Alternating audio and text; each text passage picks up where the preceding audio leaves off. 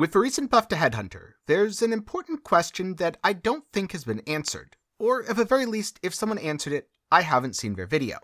Now, I don't spend a ton of time watching PoE videos, usually because I'm making them instead, so it's entirely possible that someone did answer this already and I missed it. But just in case someone hasn't, or maybe to lend a different perspective if someone has, which is better, a Headhunter or a Mageblood? Now, I'm not going to assume that everyone has the money lying around to buy one or both of these items, but if you wanted to pick one and make it your goal, which should you aim for? And if you want the short answer, for a lot of players, I still think the answer is Mageblood. But it's a little bit more complicated than that, and there's a lot of reasons why Headhunter is a better item, especially if you focus on mapping. So for the rest of the video, I'm going to go into some of the differences between Headhunter and Mageblood, how each of them function, what that means for your build, what that means for the content you run, and give a little bit of a more nuanced recommendation by the end. So be sure to buckle that belt and let's get into it. To start off with, Headhunter has always been the iconic mapping belt. It was known as the thing that you use to fix all of your damage problems and go super fast. All you do is build your character around buffing yourself as much as possible via self-cursed temp chains or something similar. In general, it's still incredibly strong for any skill that scales off of fizz damage, because you get a lot of fizzes extra and a lot of penetration. It is not as good for any build that uses brutality and scales hit damage. In fact, in this case, Headhunter is straight out detrimental, but there's an easy fix for that. Remove brutality and start converting to elemental. You'll scale way better off the Headhunter, and you'll have a really good time. One big difference, though, between the Headhunter of old and the Headhunter of now is it's a little bit less about the giga-sized character who's moving at nearly uncontrollable speeds, and it's a lot more about being almost unkillable. The defensive bonuses that Headhunter offers are honestly pretty insane.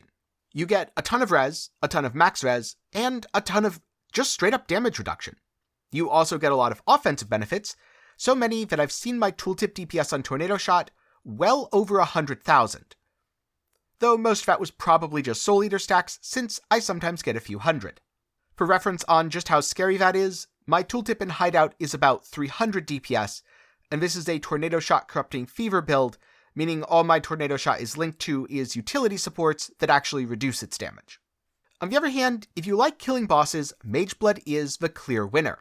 This is because bosses don't have any rare monsters in them, and so you can't steal any buffs. Plus, Mageblood allows easier access to powerful defensive tools such as Melding of the Flesh. I mean, why worry about negative 70% res when you can have over plus 80% on your flask? At that point, Melding's penalty is pretty much just a flask suffix. You can also use this to scale a lot more armor, and while if you use Flagellant flasks to gain charges when hit, you'll have pretty good uptime on boss fights, there is a little bit of a difference between pretty good and perfect or permanent. Especially since those flasks on a Mageblood build will have 95% increased effect. So if your goal is bossing, or to kill the uber bosses, then definitely go with Mageblood. On the other hand, there's also a lot of extra content. For something like Heist or Lab, Mageblood is again a clear winner, if only for the fact that you can get permanent onslaught from a Silver Flask, and Giga-Juiced movement speed from a Quicksilver Flask. Your stats should be sufficient for either of these types of content, really regardless of what item. And there aren't that many rares, so stealing buffs isn't as relevant. Similarly, if you're in Expedition, while you can get a good few number of stacks if you're lucky, there aren't that many rares, and so again, Mageblood is a clear winner. Finally, Delve does have a decent rare count, but using a Headhunter can be a little bit of a gamble. See, some of the buffs you can steal on Headhunter like to teleport you, and teleporting yourself off into darkness is not the best player experience. So while Headhunter could actually be better in Delve, I'd still advise a Mageblood. On the other hand, for something like Simulacrum, or if you're planning to push Delirium content in general, then a Headhunter is again really strong and super great defensively, especially since you get a lot of ailment avoidance, which will be really helpful against those pesky alt ailments. So if you just want to make one of these your goal, pick the type of content you like the most and build around it. And also consider this.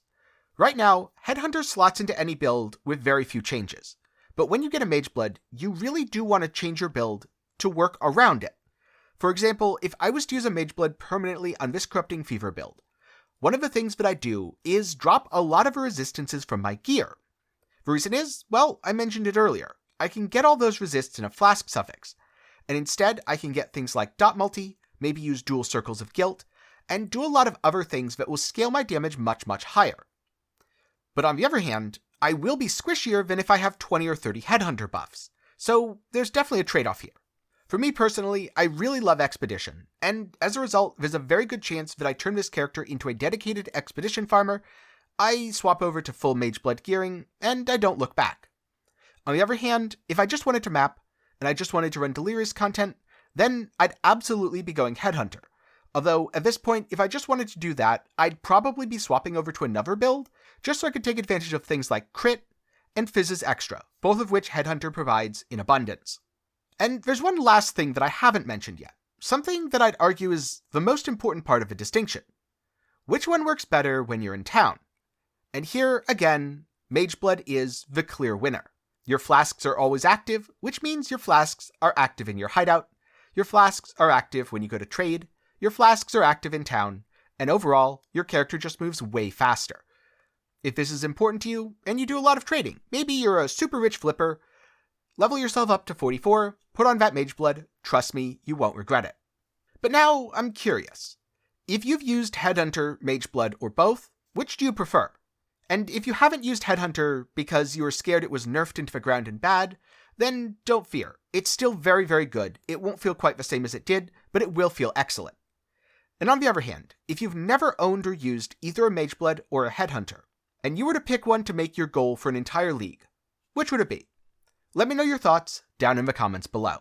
Thank you for watching. If you have any questions, be sure to put them down in the comments below, or join the Discord, where you can ask questions, get build help, and hang out with the community.